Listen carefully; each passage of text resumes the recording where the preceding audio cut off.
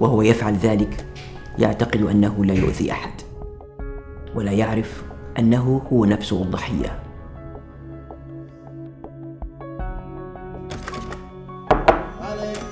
لا يعرف أنه ينحدر إلى طريق الإدمان، إدمان ليس كباقي الأنواع من الإدمان، لأنه متوفر للجميع ولا قيود عليه، ولأنه يترك أثراً لا يمكن محوه من أدمغة المصابين. هذا الأمر منتشر بشكل كبير، ولكن لا يوجد من يتحدث عنه.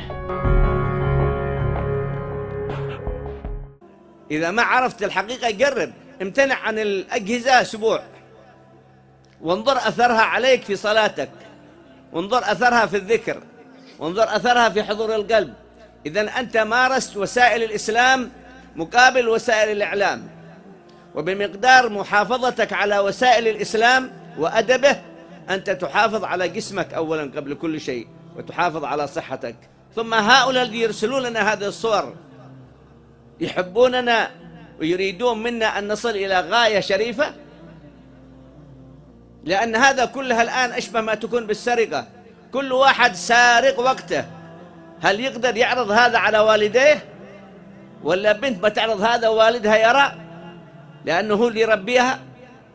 كل واحد يتخبى خلف الباب، والولد خلف الغرفة، وكل واحد ينظر لذلك، وبعد ذلك يمارس من أبشع الأخلاق والقيم وهو لا يحس، حتى تراه قد نحف وضعف وقلق، وحتى تجد يرتجف، وحالته مريضة، تفكيره مريض، تركيزه ضعيف، نظره عينيه مغورة من عدم النظر للقرآن ولا للخير، ينظر للقاذورات.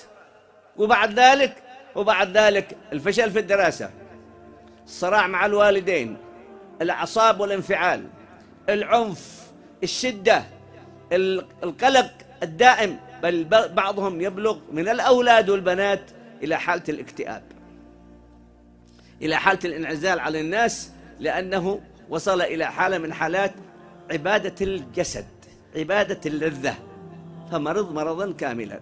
نجد أن الأوائل اللي عاشوا في بلداننا ولا عندهم حضارة، ولا عندهم طعام مستورد، ولا عندهم شيء مما نحن عليه، ولا عندهم إعلام، ما تأتي المغرب إلا وقد يصلي وخلص الصلاة ونام وقام آخر الليل، وأصبح طيب النفس كما أخبر النبي، قام إلى شغله، إلى عمله، إلى وظيفته، وهو ما شاء الله متهلل. اليوم أولادنا وبناتنا يجي آخر الليل وعادوا صاحي، ماذا يفعل؟ يقرأ القرآن؟ كل واحد منكم يخاطب نفسه. تقرأ القرآن؟ ماذا تفعل؟ تتحفظ دروسك؟ لا، ما شاء الله يصلي للجوال، سجود كامل، سجود كامل. لو أحد دك عليه الباب ما بيسمع. لو قال له والده ولا والدته يا ولدي بغيتك تجيب لي شيء، مشغول عندنا مراجعة، وهو يعرف نفسه ماذا يفعل. إذن كم مقدار خطر هذا عليك يا شاب وعلى الشابة في الحياة؟ أنا ما أقول في العالم، أقول هنا.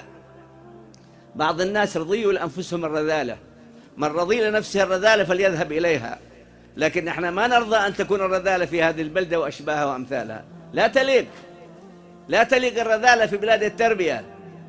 هنا يجب أن ننهض جميعا، وهذا المجلس وهذا المجمع وهذا النشاط إنما هو جزء من الإنهاض، جزء من والآخر كان عند الموت يقولون لا إله إلا الله، ما يقدر يقول كلام ثاني يتكلم.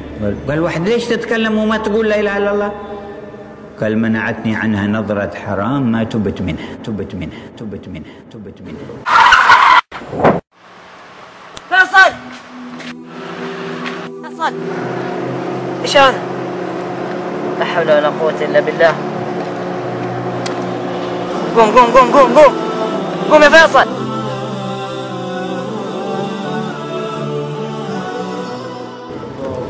قال في نظرة حرام صدرت مني أنا ما تبت منها، ما أقدر أقول هذه الكلمة لا إله إلا الله. الله لا يحول بيننا وبين لا إله إلا الله، ويجعلنا من أهل لا إله إلا الله.